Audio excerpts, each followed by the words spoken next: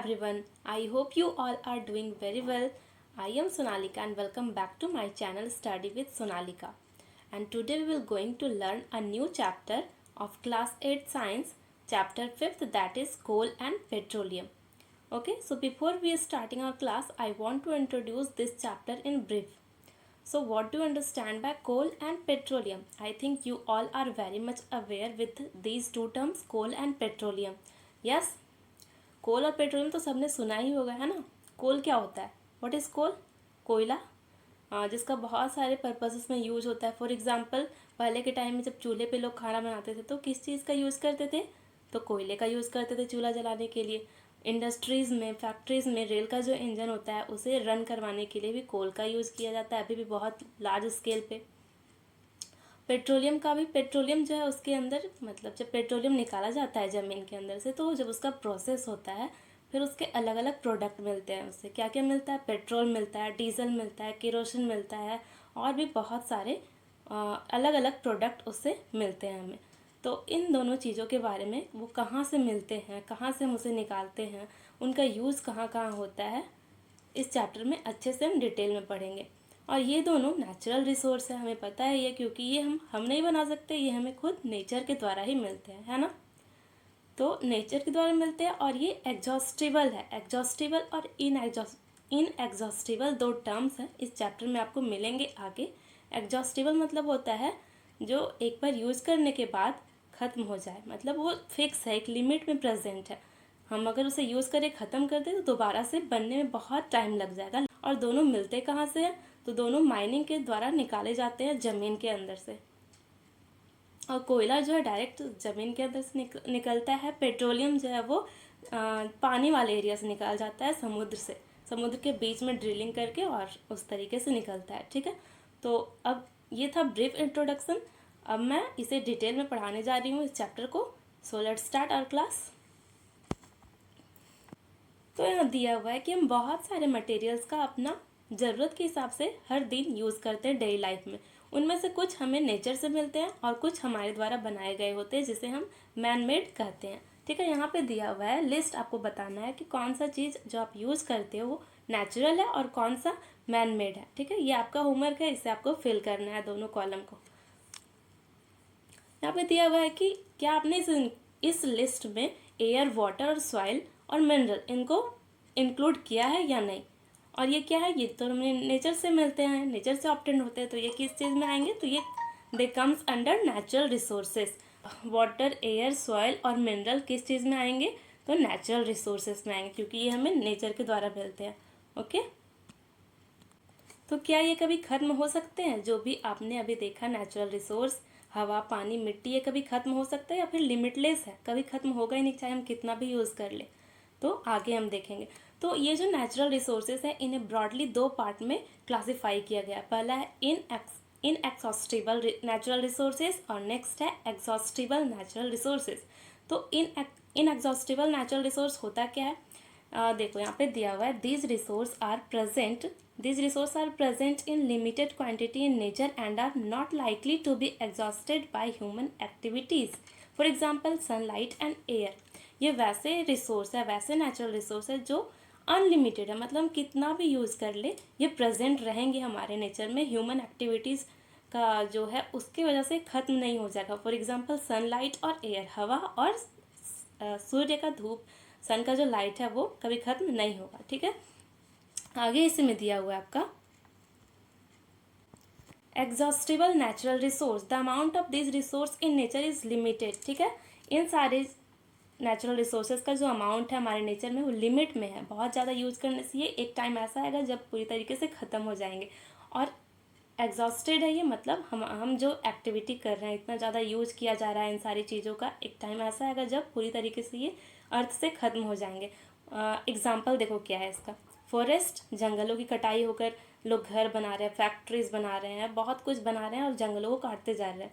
तो एक टाइम ऐसा आएगा जब पूरा जंगल ही ख़त्म हो जाएगा। वाइल्ड लाइफ, वहाँ पे रहने वाले जीव जंतु, मिनरल्स, कोल, पेट्रोलियम, नेचुरल गैस, ये सारे क्या है? एग्जॉस्टिबल नेचुरल रिसोर्स में आते हैं ये। ओके, तो चलो अब हम एक एक्टिविटी समझते हैं जो कि आपके बुक में दिया हुआ है। इसमें दिया हुआ है कि पहले एक कंटेनर लेना है, उसमें खाने वाला चीज़ रोस्टेड ग्राम या पीनट पॉपकॉर्न टॉफ़ीज़ कुछ भी भर लेना है कंटेनर्स में, और फिर स्टूडेंट्स को 7 के ग्रुप में ग्रुप बना देना है, 7 स्टूडेंट्स का ग्रुप बना देना है। ओके, जैसे कि मैं यहाँ बना करके दिखाती हूँ। मान लो ये एक ग्रुप है और इसमें 7 स्टूडेंट्स है, 1 2 3 4 5 6 7, ठीक है।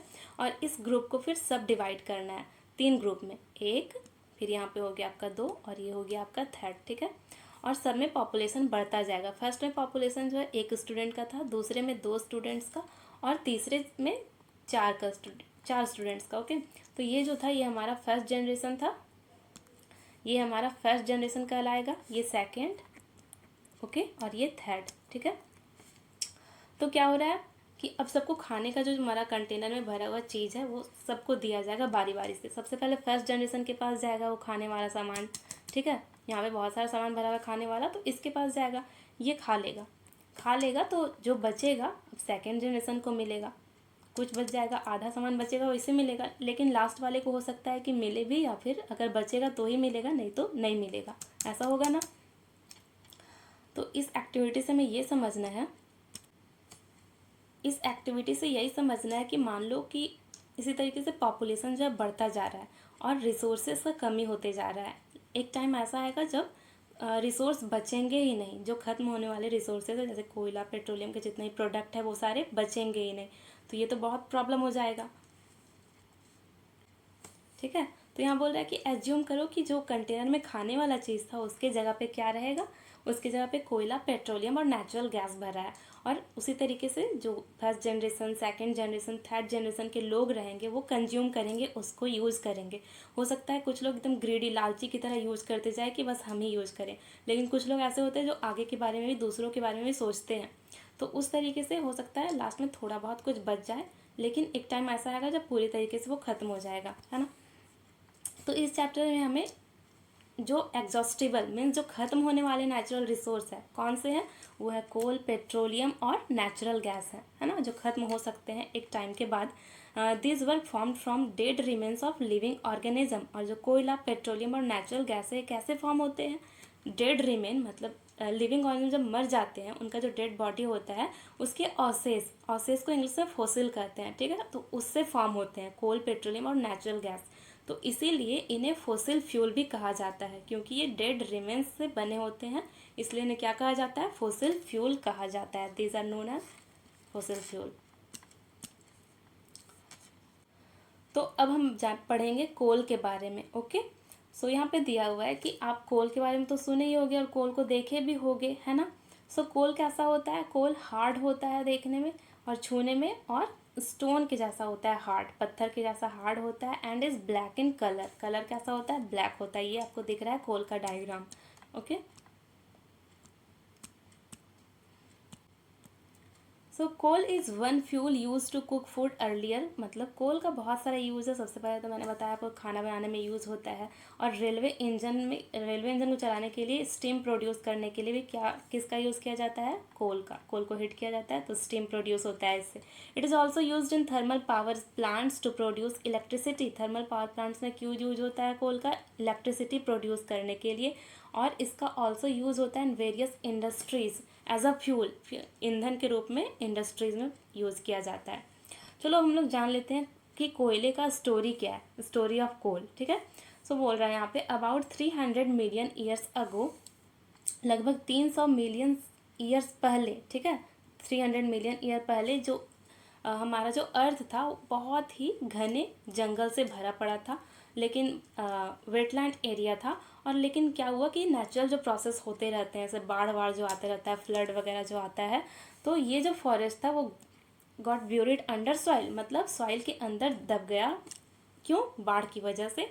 और एज मोर सॉइल डिपोजिटेड, जैसे ही वो अंदर चला गया तो बहुत सारे मिट्टी उसके ऊपर आ गए, डिपॉजिट होते गए, और बहुत लाखों सालों के में ऐसा हुआ, मोर सॉइल डिपॉजिट हुए, देवर कंप्रेस्ड, और क्या किए वो जो जंगल अंदर दबे उन्हें दबाते गए। और इसे होने में बहुत ज़्यादा टाइम लगा, कितना, मिलियन ईयर्स लगा है। और वहाँ का टेम्परेचर धीरे धीरे और वहाँ का जो प्रेशर था वो बहुत ज़्यादा बढ़ने लगा। जब टेम्परेचर बढ़ा, प्रेशर बढ़ा, वो कंप्रेस होने लगे, तो under high pressure and temperature dead plant जो थे वो स्लोली मतलब धीरे धीरे कन्वर्ट होने लगे किस चीज़ में, कोयले में। ठीक है, तो under high pressure and temperature क्या हुआ कि जो डेड प्लांट्स थे, under high pressure and temperature dead plants got slowly converted to coal as coal contents mainly carbon. Coal में मेनली क्या होता है, कार्बन प्रेजेंट होता है।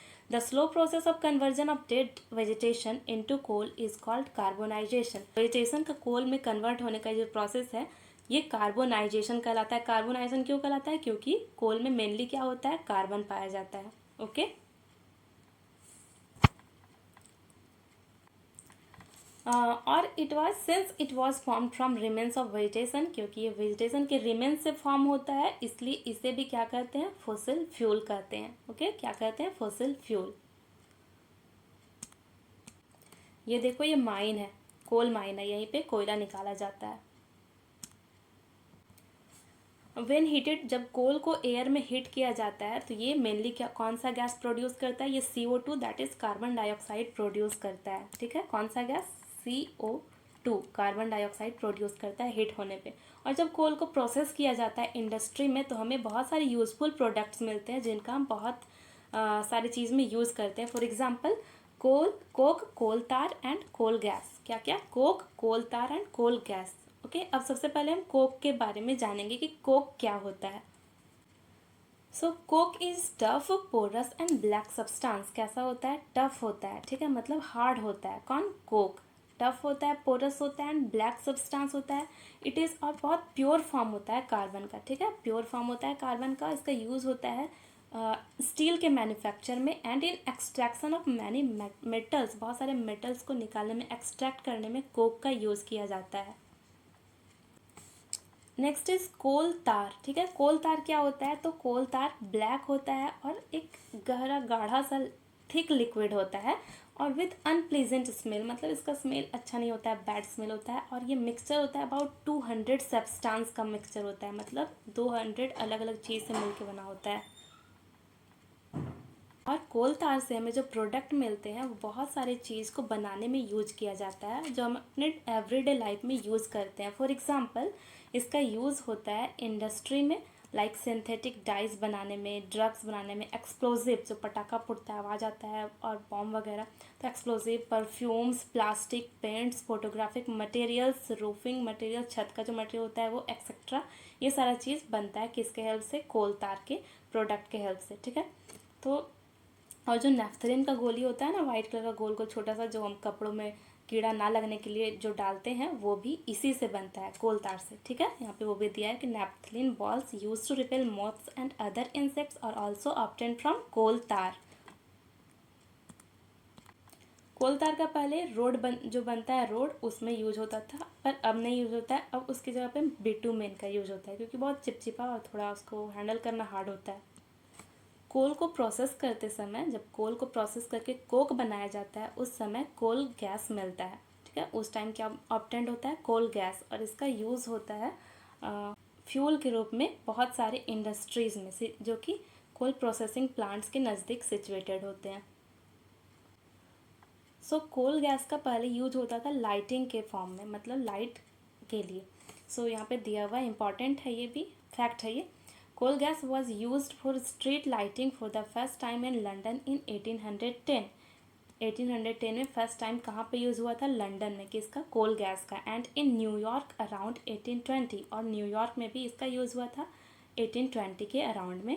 नाउ डेज, आजकल इट इज़, जो कोल गैस है आजकल किस चीज़ के लिए यूज़ होता है, हीट के लिए, rather than light. Heat produce करने के लिए कोल गैस का यूज़ होता है, लाइट के लिए नहीं।